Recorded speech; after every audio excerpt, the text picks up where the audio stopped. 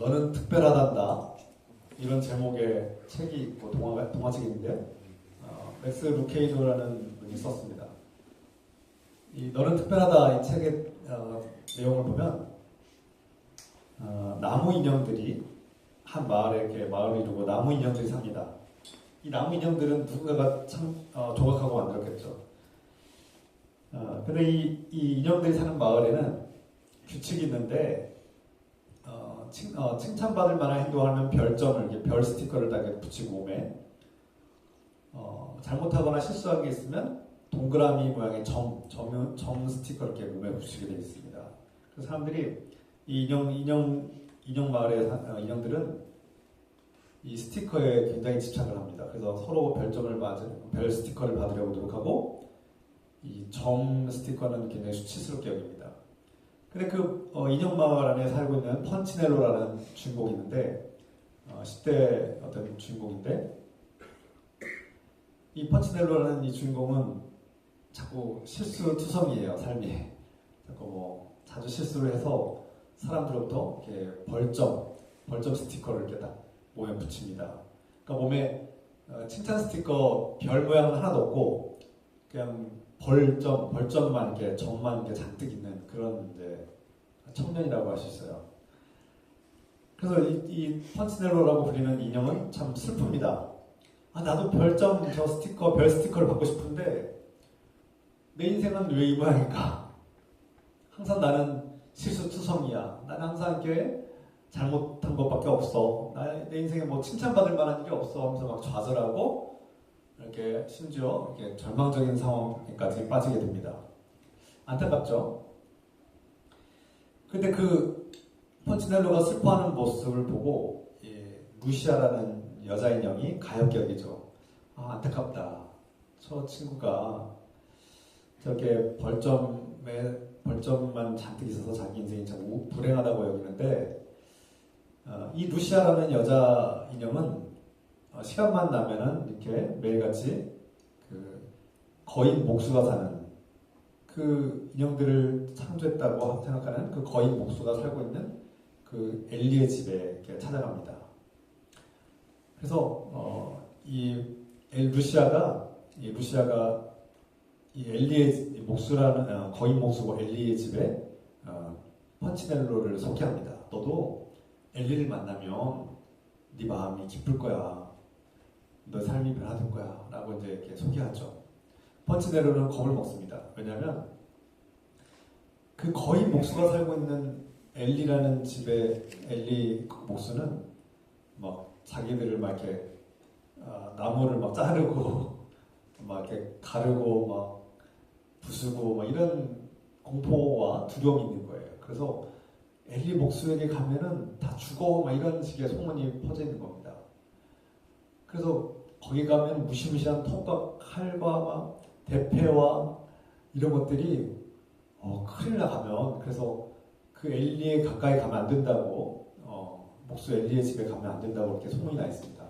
펀치넬로도 그 소문을 듣고 겁을 먹었지만 루시아의 말을 믿고 그 목수 엘리의 집에 한번 가보기로 했는데 갔더니 정말 무시무시한 톱과 자신을 막 잘라버릴 톱과 막 대패가 있으니까 겁을 먹습니다. 그런데 드디어 엘리를 만나죠.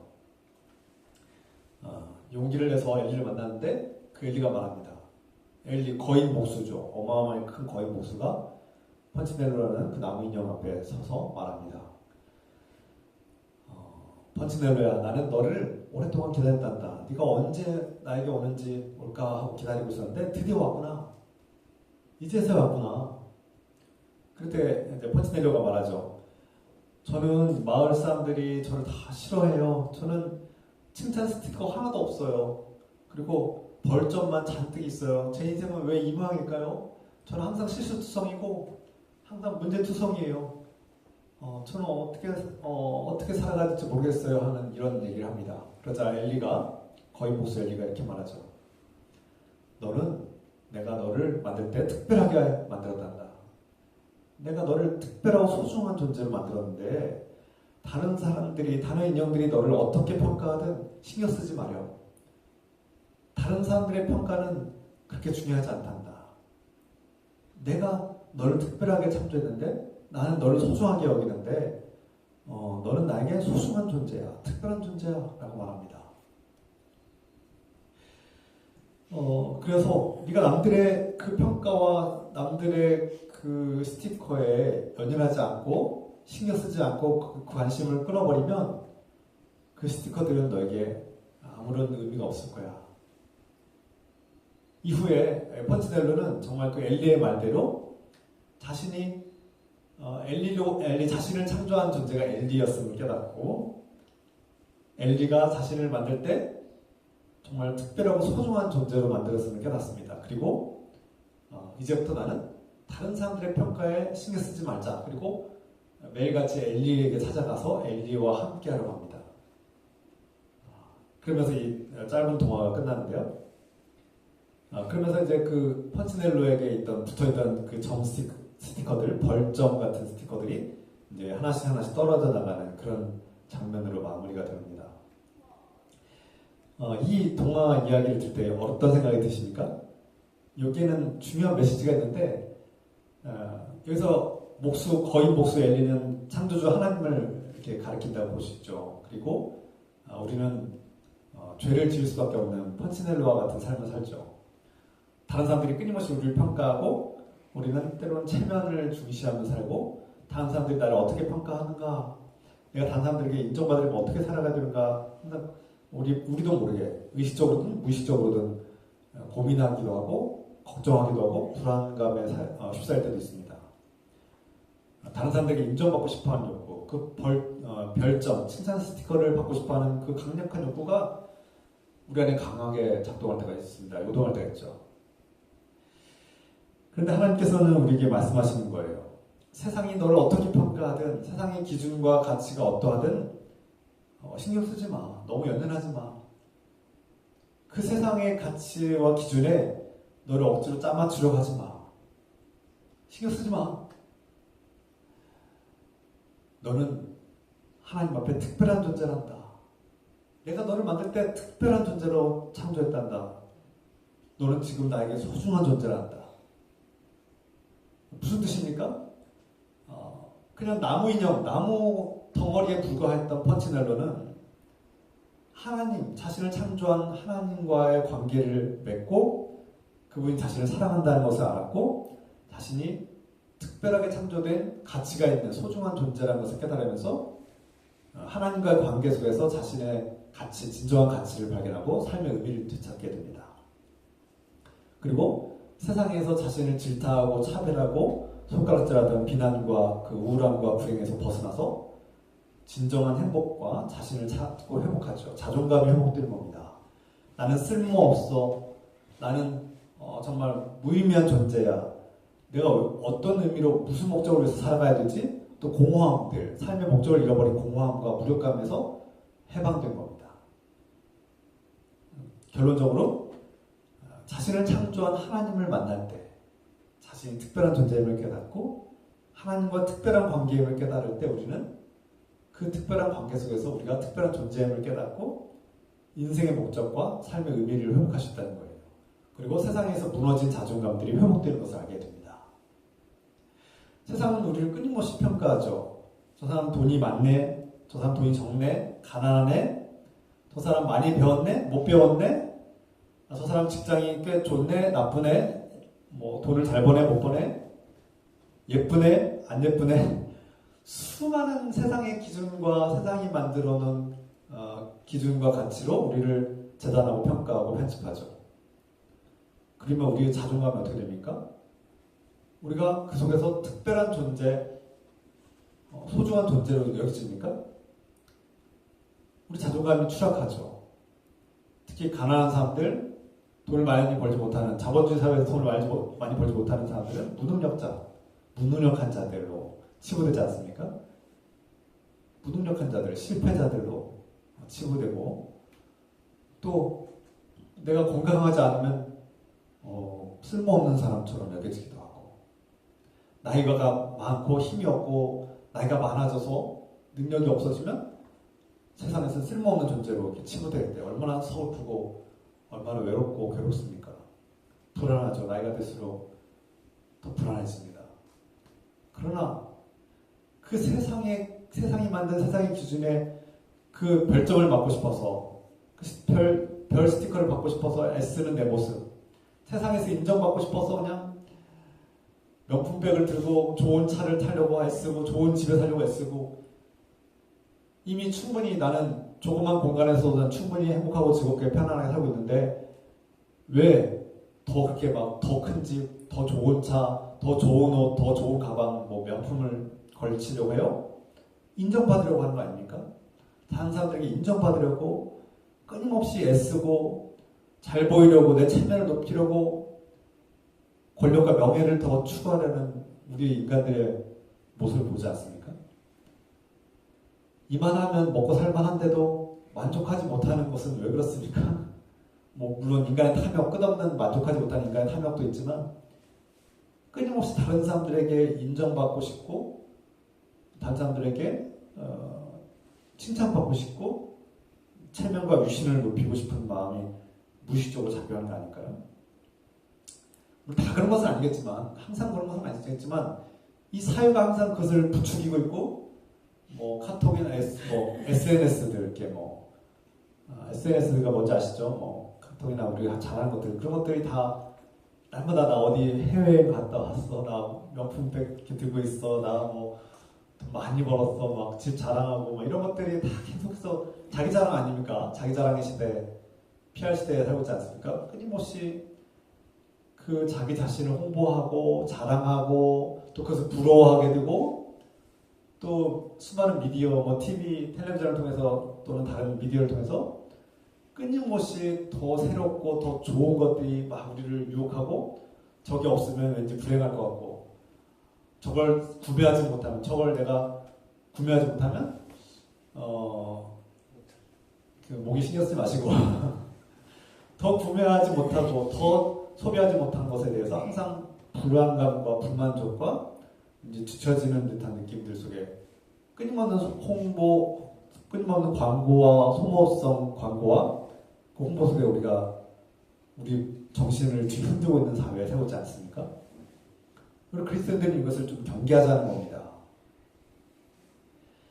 물론 그런 것들이 조금 나쁘다. 뭐 나도 명품백 들 수 있죠. 어떤 집사님이 나 명품백 사면 안 돼요? 기독교인은 그런 거 들면 안 돼요? 할 수 있어요. 예. 그 속에서 즐거움도 누릴 수 있고요. 자기 보상도 누릴 수 있고요. 할 수 있습니다. 그런데 지나치게 거기에 자신을 빼앗기지 말자는 겁니다. 자기 자신을 그런 것에 현혹되어서 자기의 주체성을 잃지 말자는 거예요. 뭐가 옳고 그른지는 적어도 알자는 겁니다. 그것을 하나 들고 있다고 해서 비난하지 말고요. 비난하는 얘기가 아니라 뭐 죄라고 하는 게 아니라 정죄하라는 말씀이 아니라 적어도 내가 지금 그런 것들에 지금 끌려가고 있는지 내가 지금 그런 것들에 계속해서 끌려가서 정신을 못 차리고 있는 어떤 쇼핑 중독의 노예로 살고 있는지 자본주의 노예로 살고 있는 것인지 돈의 노예가 된 것은 아닌지 돌아보자는 겁니다. 내 삶의 내 인생의 주인은 누구인가? 정말 하나님이 왕 되시고 하나님께서 기뻐하시는 삶으로 지금 나아가고 있는 것인가? 아니면 세상의 노예가 되어서 그런 세상에 나를 자신을 껴맞추기 위해서 인정받고 싶은 욕구에 나도 모르게 끌려가서 끊임없이 소모하고 소비하고 거기에 현혹돼서 내 자신을 그들의 노예로 어떤 광고의 노예로 소비의 노예로 살고 있는 것은 아닌가 돌아보자는 겁니다. 하나님께서 주신 이 삶을 내가 주체적으로 살고 있는가 아니면 노예로 살고 있는가 뭔가 노예로 살고 있는가 돌아볼 필요가 있다는 거예요. 오늘 본문 말씀 출애굽기 33장 12절부터 23절 이 본문의 말씀에서 모세가 중요한 것을 말씀하고 있어요. 모세가 하나님께 간청하고 간구하는 기도의 내용이 대부분인데요. 뭐라고 기도하고 간청합니까? 하나님께서 이 이스라엘 백성들, 이 지구상에 있는 수많은 족속 가운데 이 이스라엘 백성을 택하지 않았습니까? 그것은 특별한 거 아닙니까? 하나님께서 우리를 특별하게 택하셔서 우리를 이집트의 그 바로의 손아귀에서 벗어나게 하셨고 이제 이 광야에서도 우리를 살려주셨고 저 대적을 다 물리치게 하시고 지금 우리가 이렇게 가나안 땅, 약속의 땅으로 나아가고 이렇게 하신 건 다 하나님의 은혜이고 우리를 특별하게 사랑하기 때문 아닙니까? 그렇다면 하나님 포기하지 마십시오. 하나님 끝까지 책임져 주십시오. 이런 내용이에요. 하나님 구별한다는 단어가 나오는데 구별하다 여기가 이제 특별하게 선택했다는 뜻 아닙니까? 구별하다 너와 저쪽 이웃 사람 하나님을 거부한 사람들이 있는데 하나님께서 수많은 사람들 중에 당신을 택하셔서 당신을 구별하셔서 당신을 하나님의 자녀로 삼으셨다는 거 아닙니까? 하나님께서 수많은 백성 중에 이스라엘 백성을 특별하게 선택하신 것, 구별하셔서 선택하신 것, 이게 하나님의 은혜인데 우리가 뭐 잘나서 특별히 다른 백성보다 강하고 특별하고 훌륭하고 지혜롭고 똑똑해서 그랬습니까? 아니에요. 보잘것 없어요. 강한 것으로 따지면 이집트 백성들도 더 강해요. 수많은 족속들이 있는데 왜 하나님께서는 이 이스라엘 백성을 택하셨을까? 우리는 알 수가 없어요. 은혜죠, 은혜. 그래서 모세가 하나님 그렇게 특별하게 우리를 사랑하셔서 택하셨는데 지금 포기하시면 안 됩니다. 우리가 하나님을 반역하고 배반한 것 죄송합니다. 인정합니다. 용서해 주십시오. 그런데 중간에 이제 우리를 버리지 마십시오. 하나님께서 특별하게 선택하셨다면 포기하지 말고 끝까지 책임져 주세요라고 기도하고 있습니다. 하나님께서 택하신 백성인데 끝까지 책임져 주셔야 하지 않겠습니까? 하나님 저를 그 미디안 광야에서 방황하고 있던 저를 호렙산으로 부르셔서 그 떨기나무 불타는 떨기나무 아래 속에서 저를 부르셔서 말씀하시고 저를 만나셔서 또 이집트에 보내셔서 이스라엘 백성들을 구원하고 탈출시키는데 저를 사용하지 않았습니까? 저를 특별하게 선택하셨고 그 수많은 사람 중에 모세 저를 특별하게 사랑하셔서 하나님 일꾼들을 세우시고 하나님 지금도 저를 특별하게 사랑하셔서 만나주시고 대화하시지 않습니까? 그러면 포기하시면 안 됩니다. 끝까지 가셔야죠. 그리고 저를 정말 특별하게 생각하신다면 정말 특별하게 사랑하신다면 하나님의 뜻과 계획이 무엇인지도 알려주세요. 제가 어디로 가야 될지도 미리 알려주시고 제가 하나님이 주시는 그 길로 가시도록 미리 그 길을 열어주시고 하나님의 뜻과 계획을 알려주시고 또 하나님을 직접 보고 싶습니다. 정말 하나님이 어떤 분인지 내가 정말 내 눈으로 직접 보고 만나고 싶습니다. 이렇게 아마 지금 대화는 하는데 하나님과 대화는 하는데 하나님과 얼굴을 보고 이렇게 대화하는 것이 아니라 하나님의 음성만 들리는 것 같아요. 모세가 아마 엎드려 있을 가능성이 크고요. 아니면 엎드리지 않았더라도 하나님의 음성은 들리는데 하나님의 이 모습은 보이지 않는 것 같아요. 안개의 구름에 가렸거나 어떤 신비한 가려져 있는 것 같은데 그래서 하나님의 얼굴을 내가 직접 보고 싶어요. 우리가 지금 전화통화만 했는데 전화통화 말고 직접 얼굴 좀 보고 대화했으면 좋겠어요. 이런 뜻이죠. 그래서 모세가 하나님께 이제 이 모든 걸 다 간구했어요. 이 백성을 끝까지 책임져 주시고 또 제가 이 백성을 이끌고 갈 때 하나님께서 인도하시는 그 천사를 먼저 앞서 보내신다고 하셨는데 그 천사가 누굽니까? 그 천사도 보게 해주시고 아직 그 보내주신다고 하신 천사 아직 저 못 만났어요. 하나님 꼭 그 천사 만나게 해주세요. 이런 다 기도가 지금 모세가 지금 하는 기도예요. 그런데 그때 이 모세의 기도를 들은 하나님께서 뭐라고 응답하십니까? 하나님께서 모세의 기도를 다 들으시고 내가 너와 함께 하겠다. 너희가 나의 반역하고 반란을 일으켜서 하나님을 대적했지만 용서하겠다. 내가 용서하고 너희와 함께 하겠다. 그 전에 하나님께서 너무나 진노하셔서 내가 너희와 함께 할 수 없다. 내가 이 백성과 함께 할 수 없다라고 이제 선포하셨다가 철회하시죠. 알았다. 모세의 간구를 들으신 하나님께서 그 마음을 철회하시고 내가 너희와 함께 하겠다. 끝까지 너희를 내가 지켜주겠다. 책임지겠다라고 말씀하시는 거죠. 그리고 모세의 또 개인적인 간구도 들으십니다. 모세가 직접 하나님을 뵙고 싶습니다. 우리가 모세의 이 기도와 응답을 보면은 저도 그렇게 하나님께 기도한 적이 있던 것 같아요. 제가 예전에 하나님, 정말 하나님 성경에서 증언하고 성경에서 기록되고 제가 어렸을 때부터 믿었던 하나님을 저도 한번 만나고 싶어요. 하나님 뵙고 싶어요. 하나님 얼굴도 한번 보고 싶고 하나님 만져보고 싶고 하나님 음성도 제대로 듣고 싶어요. 제가 기도한 적이 있어요. 오래전에. 그런데 하나님께서 그때 주신 응답은 이거였어요. 하나님을 만나면 제가 감당할 수 없다는 사실을 알려주셨어요. 하나님을 만나면 오늘 모세가 하나님께서 모세에게도 말씀하셨죠? 다 응답하셨는데 한 가지만 이렇게 완전한 응답을 하지 않으셨어요. 뭐냐면 너는 나의 얼굴을 볼 수 없다. 왜 그렇습니까? 네가 나의 얼굴을 보면 죽을 수밖에 없다는 거예요. 이 세상에 어떠한 존재도 하나님을 직접 보면은 그 생명을 유지할 수 없다는 거예요. 죽을 수밖에 없다는 그 자리에서 바로 죽습니다. 그러니까 하나님께서 모세를 사랑하시고 모세가 앞으로 이스라엘 백성들을 이끌고 그 사명을 감당하고 또 하나님과 이렇게 모세가 이 땅에서 살아가는 동안 이 수명을 다할 때까지 하나님께서 너의 생명을 뺏지 않게 해서 너를 보호하기 위해서 하나님께서 배려를 하시는 거죠. 모세가 죽지 않도록 하기 위해서 얼굴을 직접 볼 수 없다. 때가 되기 전까지. 때가 되면은 네가 나와 마주하고 함께 할 텐데 아직 때가 아니다. 지금은 그러나 뒷모습을 볼 수 있다. 내가 어떠한 존재이고 어떠한 모습인지 너에게 뒷모습을 보일 수 있다.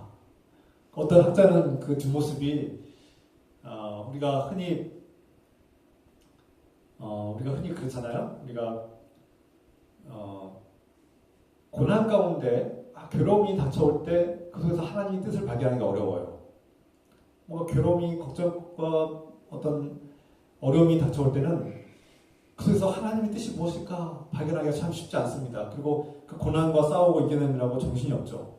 그런데 세월이 지나고 그 사건을 돌아보고 그 괴로운 사건, 그 어려운 사건을 돌아보면은 그때 하나님께서 나를 지켜주셨구나.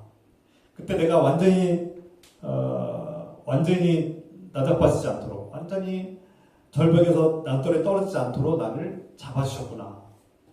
내가 완전히 힘이 없어서 다 쓰러져서 무너졌을 때 하나님께서 나를 들쳐업고 걸으셨구나. 내가 도무지 앞으로 전진할 힘이 없었는데 하나님께서 나를 등 뒤에서 밀어주셨구나. 내가 그 당시에 괴로움 속에서는 하나님 보이지 않았는데 세월이 흘러서 그 사건을 내가 그 괴로운 사건을 돌아보고 깊이 묵상해 보니까 그때 내 힘으로 이겨낸 것 같지 않아요. 내가 그 괴로움을 다 내 힘으로 내 능력으로 이겨낸 것 같지 않아요. 어떤 사람을 통해서 도와주시기도 하고 어떤 놀라운 우연처럼 보이는 특별한 사건으로 나를 이렇게 지켜주셨구나라는 것을 깨닫게 되죠. 이것도 일리가 있습니다. 우리가 하나님의 뒷모습을 본다는 것은 어떤 면에서 역사 속에서 시간이 흘러간 후에 하나님께서 지나가셨구나라는 것을 우리가 보지 않는가. 하나님을 정면으로 볼 사람은 아무도 없기 때문에 그래서 우리가 이 모세처럼 하나님을 알기 시작하고 복음을 듣고 하나님을 알게 되고 하나님을 믿기 시작하면 하나님께서 나를 특별하게 사랑하신다는 것을 알게 됩니다. 수많은 사람 중에 나를 택하셨구나라는 것을 깨닫게 되고요. 그리고 내가 하나님과의 특별한 관계, 사랑의 관계를 맺기 시작하면 하나님 만나고 싶고 하나님 보고 싶고 하나님을 느끼고 싶은 것이 우리 마음입니다. 그때 하나님께서는 우리가 하나님을 직접 보고 만지고 싶을 때 우리 인간의 한계로서는 유신을 가지고 또 죄인인 우리가 하나님을 마주하고 정면으로 대화하는 것은 불가능함을 알게 됩니다. 그것이 인간의 한계이고 연약함이죠. 그러나 하나님께서 우리를 사랑하시기 때문에 우리를 보호하시기 위해서 우리에게 배려하면서 우리 뒷모습만을 보여주시는 하나님의 그 은혜를 우리가 발견하게 됩니다. 그래서 우리가 하나님 왜 저는 하나님을 볼 수 없는 거예요? 왜 하나님 만날 수 없는 거예요? 라고 질문할 수 있고, 저도 하나님 한번 만나고 싶습니다. 제가 하나님 눈으로 보고 제대로 믿고 싶습니다. 이렇게 기도할 수도 있는데, 그때 이 모세의 모습을 보면서 하나님을 만난다는 것이 오히려 너무나 두려웠고, 우리가 당장 죽을 수밖에 없는 존재라는 사실을 깨달을 때, 내가 하나님을 만나는 것이 얼마나 하나님 만나게 달라고 했던 기도가 얼마나 교만하고 오만한 기도였는가를 깨닫게 되죠. 그 뒤로는 하나님 얼굴 보여주세요. 하나님 만지게 해주세요. 하나님 음성을 듣게 해주세요. 이런 기도 안 합니다. 모세도 마찬가지죠. 모세도 이후에 하나님 보여달라고요. 하나님 보고 싶다고요. 이렇게 기도하지 않습니다. 안 거예요. 하나님은 어떠한 분이신지 알았고 자신의 연약함과 어리석음을 깨닫게 된 거죠. 육신을 가진 이 연약한 존재는 하나님을 마주할 수 없는 거예요. 하나님 마주한 날은 우리의 마지막 날입니다. 그날은 우리의 마지막 날이에요. 끝난 날이에요. 그냥 끝나는 날. 그 뒤로는 모세가 다시는 하나님을 보여달라고 하나님 얼굴 보고 싶다는 기도를 하지 않죠. 우리도 마찬가지입니다. 저도 그 이후로는 하나님을 만난다는 것은 너무나 두렵고 떨리는 일이에요. 감당할 수 없는 일이에요. 그래서 하나님 보여달라고 기도하지 않습니다. 우리가 하나님 앞에 특별한 존재이고 싶고 하나님과 특별한 관계를 맺고 싶어하는 존재임을 다시 한번 확인하게 되죠. 그런데 하나님을 믿는 사람들뿐만 아니라 심지어 하나님을 모르는 사람들, 하나님을 거부하고 사는 사람들조차도 하나님 앞에 또는 세상 사람들 가운데 자신이 좀 특별한 존재이고 싶어하는 사람들이 많습니다. 세상에서는 이것을 이제 비하하는 말로 관종이다 이런 말도 하긴 하는데 관심 받고 싶어서 막 안달이 난 사람들 얘기 아닙니까? 그러니까 자기가 특별한 존재로 관심 받고 싶은 사람으로 살고 싶은 거죠. 그래서 사람들이 앞서 말씀드린 것처럼 세상에서 정한 어설픈 기준들, 세상에서 정한 세상의 기준에 맞춰서 관심 받고 싶고 인정받고 싶으니까 막 돈 자랑하고 막 백 자랑하고 집 자랑하고 차 자랑하고 막 왜 그래요? 관심 받고 싶어서 인정받고 싶어서 그런 거 아닙니까? 그러니까 막 어거지로 그것들을 갖다가 막 자기의 자존감은 바닥인데 자신은 정말 자기 자신도 사랑하지 않으면서 다른 사람에게 인정받고 관심받고 사랑받고 싶으니까 막 옷에다가 가방에다가 집에다가 막 눈에 보이는 것들을 막 자꾸 투자하고 소비하는 거 아닙니까? 그러면 어떻게 됩니까? 정말 인정받고 사랑받고 관심받으면 행복해집니까? 잠깐은 그럴 수 있을지 모르겠습니다. 일시적으로는 그럴 수 있을지 모르지만 어머 그렇게 좋은 옷, 좋은 가방, 좋은 집에 사나요? 차 정말 좋다 이렇게 잠깐은 칭찬받고 기분이 으스해질지 모르겠지만 그 이후에 우리의 마음은 무너지죠. 허탈감과 허무함과 공허함에 휩싸이게 됩니다. 세상에 나를 억지로 짜맞춰서 내가 인정받고 싶어서 안간힘을 썼지만 그 결과는 허망함이에요. 진정한 만족감이 없어요. 진정한 자신에 대한 특별한 존재, 소중한 존재라는 그런 자존감은 다 잊어버리고 공허함만 남게 됩니다. 그게 SNS 그런 것들이 주는 미디어가 주는 공허함과 허탈감이죠. 끊임없이 만족감이 없어요. 끝없이 만족감이 없고 반복되는 불행감만 있는 거죠. 반면에 하나님께서 나를 창조하셨고 나를 창조하실 때 특별하게 하나님의 형상으로 나를 창조하셨고 사랑받는 존재, 소중한 존재, 하나님의 자녀임을 깨달을 때 내가 세상에서는 비록 인정받지 못하고 세상에서는 심지어 차별을 받고 세상에서는 존중받지 못하는 것 같아서 내 자존감이 상처를 받고 무너져 있을지라도 너는 특별한 존재란다. 너는 내가 사랑하는 나의 아들이고 내 딸이다. 그 어떤 것도 나와의 관계는 파괴할 수 없다라고 말씀하실 때 우리는 살아갈 용기가 생기고 내 삶의 목적이 생기고 내가 얼마나 소중한 존재인지 깨닫게 되죠. 이것이 하나님과의 관계에서 누리는 기쁨이고 즐거움입니다. 그래서 앞에서 말씀드린 그 펀치넬로가 자신의 창조주 목수 엘리를 만났을 때 자신이 얼마나 특별한 존재인지 깨닫고 다른 사람들의 평가에 연연을 하지 않고 자기 자신의 가치와 자존감을 회복하는 삶을 살게 되죠. 모세가 그랬습니다. 모세가 하나님 앞에서 자신이 또 이스라엘 백성이 특별히 선택받은 존재임을 깨닫고 그 자존감이 회복된 거 아닙니까? 로마서 5장 8절에 우리가 아직 죄인 되었을 때에 그리스도께서 우리를 위하여 죽으심으로 하나님께서 우리에 대한 자기의 사랑을 확증하셨느니라. 무슨 뜻이에요? 우리가 사랑받을 가치가 없는 존재였어요. 펀치넬로와 같이 날마다 그냥 죄투성이었어요. 그냥 뭐 자랑이 하나도 없어요. 칭찬받을 것도 없어요. 의로울 게 없는 사람들이었어요. 죄인이었단 말이에요. 죄인의 신분. 죽어야 돼. 그 죄의 대가로 죽어야만 하는 존재였어요. 그런데 죄의 노예로 끌려가던 우리가 하나님의 아들 예수 그리스도의 은혜를 받아서 그분이 우리 대신 그 죄를 감당함으로 우리가 이제 하나님의 자녀가 되는 권세, 죄인의 신분에서 죄의 노예에서 하나님의 자녀로 신분이 바뀌는 놀라운 은혜를 받았단 말입니까? 특별한 존재란 뜻이죠. 요한일서 3장 1절 말씀. 보라, 아버지께서 어떠한 사랑을 우리에게 베푸사 하나님의 자녀라 일컬음을 받게 하셨는가? 우리가 그라도다. 무슨 뜻이에요? 보라, 하나님께서 우리를 얼마나 특별하게 사랑하시는지 보라는 겁니다. 너희를 하나님의 자녀로 부르셨다. 이게 하나님께서 주는 가장 큰 선물이다라는 겁니다. 너희가 특별한 존재라는 겁니다. 저 여러분들이 특별하다는 것은 하나님을 아버지라고 부를 수 있는 하나님의 자녀가 되는 특권을 주셨다는 거예요. 이것보다 더 큰 특권이 없다는 거예요. 하나님을 믿고 하나님의 아들 예수 그리스도가 우리에게 주신 선물이 내가 너를 하나님의 자녀로 삼았다는 겁니다. 이게 가장 큰 선물이고 우리가 가장 특별한 존재라는 뜻입니다.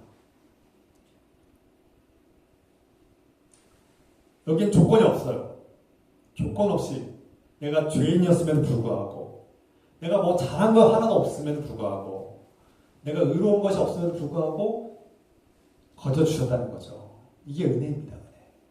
은혜. 하나님 은혜를 말하는데 이 은혜 없으면 저희는 아무것도 아니죠. 그냥 먹고 사는데 급급한 그냥 뭐 동물과 다를 바 없는 자신의 본성대로 살아가는 그런 존재. 그냥 살다가 죽으면 끝나는 존재.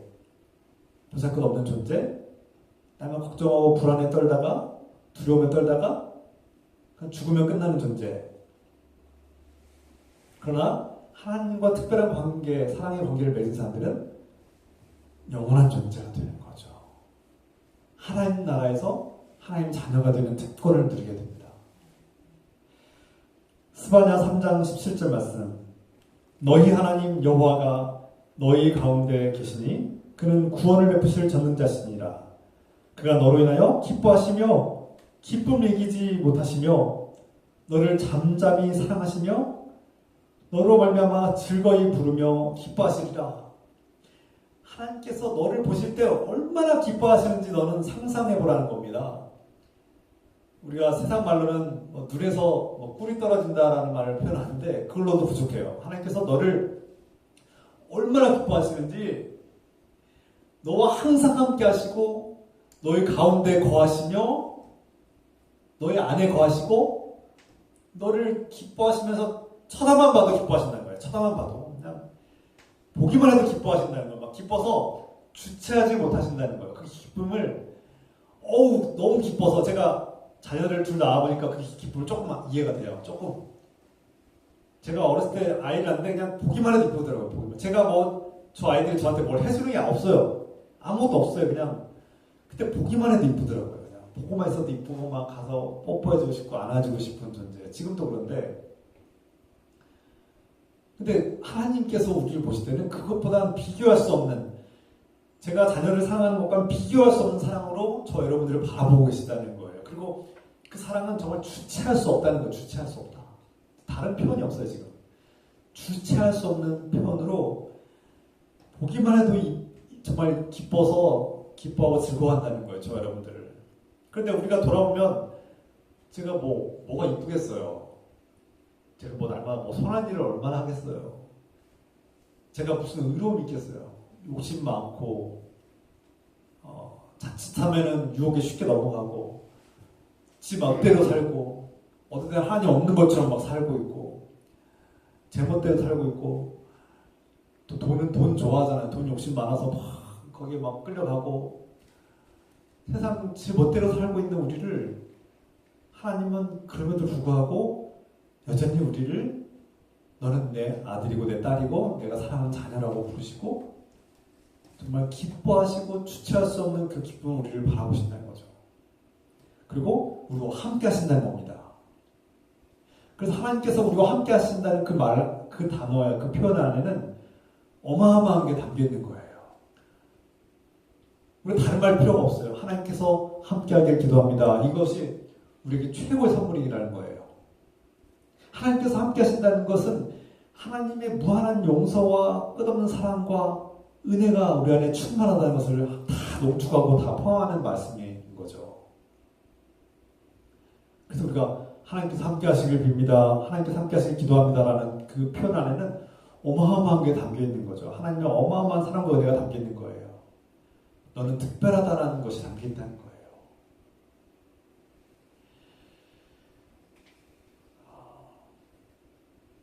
그러면 오늘 모세가 하나님께서 자신을 특별하게 사랑한다는 것을 깨닫고 하나님과 특별한 관계를 맺고 자신이 하나님의 특별한 존재를 깨달았어요. 하나님께서 책임지는 관계, 그 죄를 용서해주는 관계, 그리고 그 말씀을 따르는 하나님의 백성으로서의 관계가 이루어졌어요. 그런데 하나님께서 얼굴을 보여달라고 했더니 등만 보이셨어요. 뒷모습만 보이셨어요. 여기서 우리가 한 가지 깨달아야 될 것은 하나님께서 우리의 기도를 들으시는데 어떤 것은 속히 응답하실 때가 있고 어떤 기도는 더디 응답하시거나 침묵하시거나 아예 거부하실 때도 있어요. 그때 우리가 실망하거나 좌절하지 않아야 합니다. 하나님께서 얼굴을 보여달라고 기도할 때 얼굴을 보여주지 않는다고 실망하면 안 된다는 거예요. 왜 그렇습니까? 하나님은 우리 자신을 보호하기 위해서 그 기도가 우리를 망치고 죽이는 기도면 하나님께서 침묵하시거나 거부하신다는 거예요. 모세의 기도를 들으시면 모세는 바로 즉각 죽습니다. 순식간에 즉시 죽어야 돼요. 근데 하나님께서 모세를 보호하기 위해서 그 기도에 절반만 응답하신다고 볼 수 있죠. 그러니까 저와 여러분들이 뭔가를 달라고 하나님께 간구할 때 그것이 선한 기도, 하나님 앞에 부합하는 기도면 하나님께서 기쁘게 응답하실 때가 있어요. 그런데 저 기도는 너를 파괴하는 기도야. 너가 지금 하는 기도가 너 자신을 파괴하는 기도고 너를 죄악의 구렁텅이로 끌어당기는 기도고 너 그 기도가 응답받으면 너 더 큰 죄로 더 큰 절망의 길로 죽음의 길로 가는 거야 라고 생각하시는 기도는 하나님께서 거부하신다는 거예요. 그래서 우리가 기도할 때 하나님께서 속히 응답하지 않으시거나 침묵하시거나 거부하시는 기도에 대해서 내가 잘못된 것을 구하고 있구나 라고 판단하시고 생각하시면 깨달으면 좋겠습니다. 때로는 오랜 시간이 걸리는 기도도 있어요. 이 기도를 우리가 포기하지 말아야 될 것은 오랜 시간이 걸리는 기도가 있기 때문에 그것은 오랜 시간이 걸쳐서 해야 될 기도인데 단번에 응답하면 감사한 줄 모르는 거예요. 그것이 오랜 세월 동안의 어떤 하나님과의 관계 속에서 성장하고 성숙해야 될 그런 기도 제목인데 당장 이루어지지 않다고 해서 실망하면 그건 우리 자신에게도 문제가 있다는 거죠. 그리고 그 기도가 나에게 재앙이 될 수도 있기 때문에 그 기도를 지금 당장 응답하면 재앙이 될 수 있기 때문에 하나님께서 미루시거나 거부할 때도 있다는 것을 우리가 명심해야 합니다. 그래서 우리가 내 삶이 여전히 만족스럽지 못하고 하나님께서 내 기도에 응답하지 않는 것 같은 느낌이 들 때 그래서 내 마음이 실망스럽고 좌절할 수도 있을지 모르지만 여전히 하나님을 신뢰하시고 우리 가는 길을 하나님께 맡기고 하나님께서 우리 삶에 함께 하시고 인도하신다는 사실을 믿음으로 기다리고 신뢰할 수 있는 그런 태도가 필요합니다. 그렇다면 우리가 어떻게 살아가야 됩니까? 하나님의 사랑을 받고 하나님의 특별한 관계 속에서 특별한 존재이고 소중한 존재임을 깨닫고 하나님 우리 자녀로 삼으셨어요. 성경에서 우리가 신약성경에서 예수님의 말씀을 통해서 예수님께서 우리를 뭐라고 표현하셨어요? 이 특별한 관계 속에서 예수님은 너는 나의 제자다. 너는 나의 자녀다. 너는 나의 신부다. 너는 나의 일꾼이다. 그래서 이 한 단어 한 단어가 정말 놀라운 특별한 관계를 의미합니다. 주님께서 나를 친구라고 부르셔요. 왕 대신 만왕의 왕이신 주님께서 나를 친구라고? 최고죠, 최고. 하나님의 자녀, 이 자녀로서의 특권이 최고의 특권이라고 했죠. 앞서 말씀드린 것처럼. 그런데 더 놀라운 특권은 너는 나의 신부야. 넌 나의 아내야. 나의 부인이야. 성별을 떠나서 주님께서, 그리스도 예수께서 우리를 신부라고 부르신다는 거예요. 나의 배우자로, 나를 배우자로 부르신다는 거예요. 얼마나 큰 특권입니까? 주님과 한 몸을 이루겠다는 거 아닙니까? 주님께서 우리와 한 몸을 이루시겠다. 이 말씀을 들을 때 우리가 하나님과 특별한 관계 속에서 살고 있음을 깨닫고 하나님과의 특별한 관계 속에서 우리가 어떻게 살아가야 되는가, 하나님의 특별한 사랑을 받는 사람으로서 내가 특별한 존재라는 것을 알았을 때 어떻게 살아가야 할까요? 우리가 완벽하게 세상으로부터 분리되거나 세상의 평가를 무시할 수는 없어요. 우리가 그리스도인으로서 교회가 세상에서 좋은 평가를 받고 선한 평가를 받는 거 중요합니다. 그런데 거기에 너무 얽매이거나 거기에 노예가 되거나 중독돼서는 안 된다는 거예요. 세상이 막 쇼핑 중독으로, 막 광고 중독으로, PR 중독으로 막 나아가고 우리를 노예로 삼으려고 할 때 거부하자는 겁니다. 그리고 세상에서 너는 돈도 없고 건강도 없고 넌 능력도 없고 너는 참 쓸모없는 존재라고 우리를 자꾸 막 몰아가고 그런 느낌이 들게 만들고 차별하잖아요. 가난한 사람들 차별하잖아요. 노인들 차별하잖아요.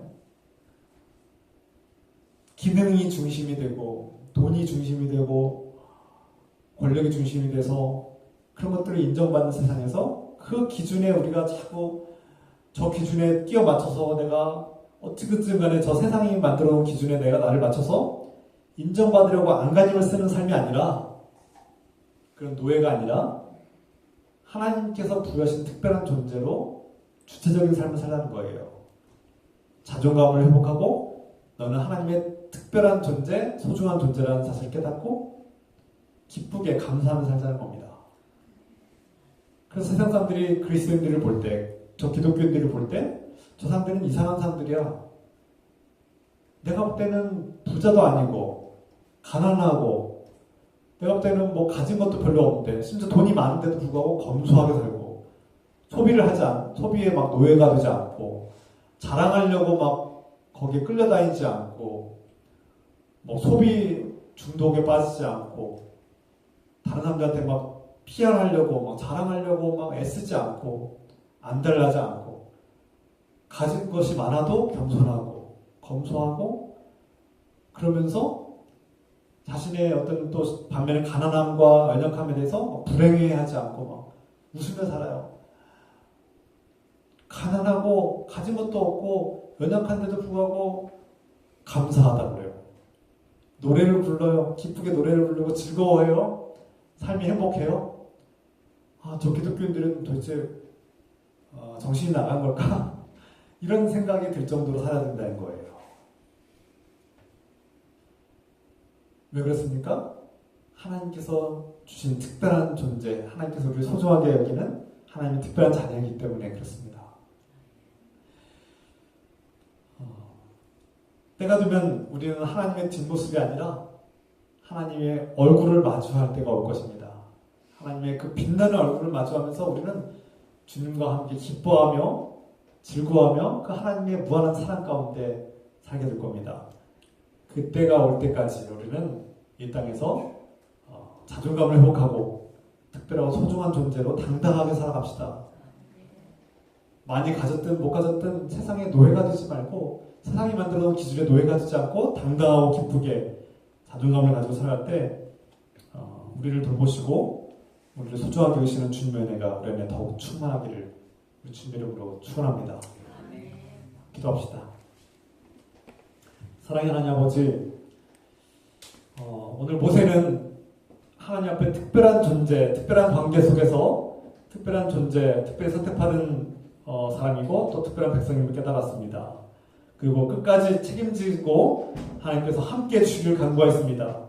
하나님께서 우리와 함께 하신다는 것이 무엇을 의미하는지 깨닫게 하여 주셔서 하나님께서 우리와 함께 하신다는 것이 얼마나 강력한 사랑과 은혜임을 깨닫고 우리가 하나님의 그 특별한 관계 속에서 용서받은 자요, 하나님의 친구요, 하나님의 신부요, 하나님의 특별한 자녀임을 깨닫고 세상에서 무너지고 깨지고 상처받은 우리의 자존감이 회복되게 하시며 용기 있게 당당하게 살게 하시며 세상의 그 어설프고 불완전하고 잘못된 기준에 우리를 어거지로 끌어맞히고 끼워맞추려고 안간힘을 쓰는 그런 어리석은 삶을 버리고 하나님의 사랑받는 특별한 존재로 살게 하옵소서. 오늘 이 말씀을 깨닫고 또 결단하며 나아가는 마음으로 우리 함께 기도합시다. 주여, 주여, 하나님 아버지, 오늘 이 말씀을 들을 때 깨닫게 하여 주셔서 세상에서는 때로 차별받고 무시당하고 내가 무시당하지 않으려고 끊임없이 노력하고 안간힘을 쓰고 세상의 기준에 내 자신을 끼워 맞추려 하지 않았느냐 돌아봅니다. 그것이 세상의 노예가 되는 삶임을 깨닫습니다. 주님, 이제는 하나님의 특별하게 선택받은 자로서 하나님의 특별한 백성으로서 소중한 자녀로서 하나님의 특별한 친구와 하나님의 일꾼이요 하나님의 택하심 받은 하나님의 특별히 택함받은 신부임을 깨닫고 내가 무너진 자존감을 회복하게 하시고 세상에서 나를 무엇이라고 평가하든 그들의 평가에 연연하지 아니하고 그들의 평가에 좌우되지 않는 삶을 살게 하시며 세상의 노예가 아니라 하나님의 자녀로서 우리 삶의 주체성을 회복하게 하시고 내 삶을 하나님의 거룩한 삶으로 사랑받는, 특별히 사랑받고 특별히 선택받은 자녀로서의 삶을 살아갈 수 있도록 도와주시옵소서. 주님, 우리의 무너진 자존감을 회복시켜 주시고 주님, 우리의 무너진 자아를 회복시켜 주시고 주님, 우리가 하나님의 특별히 사랑받는 자녀답게 살아갈 수 있도록 도와주시옵소서. 주님,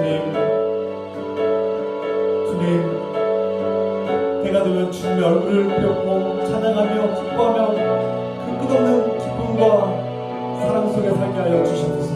주님, 그날을 기대하고 소망하며 살게 하옵소서. 감사합니다.